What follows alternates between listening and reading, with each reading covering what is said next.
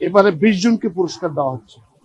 1 নম্বরে আছেন বেগম খালেদা জিয়া, মরণোত্তর, স্বাধীনতা, গণতন্ত্র ও নারী শিক্ষা সহ দেশ গঠনের সার্বিক অবদানের জন্য। দেশ গঠনের সার্বিক অবদানের জন্য সাবেক প্রধানমন্ত্রী বেগম খালেদা জিয়া সহ 20 জনকে এবছর স্বাধীনতা পুরস্কার দেওয়ার সিদ্ধান্ত নিয়েছে সরকার। বৃহস্পতিবার মন্ত্রিপরিষদ সচিব নাসিমুল গনি এ তথ্য জানিয়েছেন।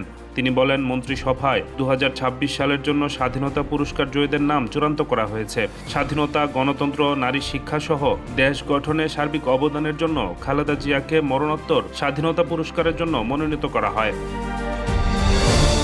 স্বাধীনতা পুরস্কার বা স্বাধীনতা পুরস্কার বাংলাদেশ সরকার কর্তৃক সর্বোচ্চ বেসামরিক সম্মাননা পদক। 1971 সালে বাংলাদেশের স্বাধীনতা যুদ্ধের বীর শহীদদের স্মরণে 1977 সাল থেকে প্রতি বছর বাংলাদেশের স্বাধীনতা দিবস ও 26শে মার্চ এই পদক প্রদান করা হয়ে আসছে। এবারে 20 জনকে পুরস্কার দেওয়া হচ্ছে। 1 নম্বরে আছেন বেগম খালেদা জিয়া, মরণোত্তর, স্বাধীনতা, গণতন্ত্র ও নারী শিক্ষা সহ দেশ গঠনের সার্বিক অবদানের জন্য।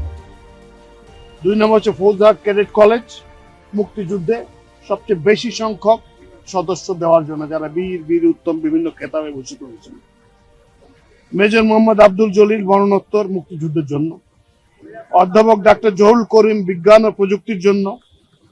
ঢাকা মেডিকেল কলেজ হাসপাতাল, চিকিৎসা সেবা এবং চিকিৎসা বিদ্যার জন্য। এম হানিফ ওরফে হানিফ সংকেত, তিনি সংস্কৃতির জন্য। তার আগে হচ্ছে বশির আহমেদ, মরণোত্তর, উনার সংস্কৃতির জন্য, উনার গান খুব পরিচিত, একসময় খুবই পরিচিত ছিল আমাদের। ডক্টর আশরাফ সিদ্দিকী, মরণোত্তর, সাহিত্যের জন্য।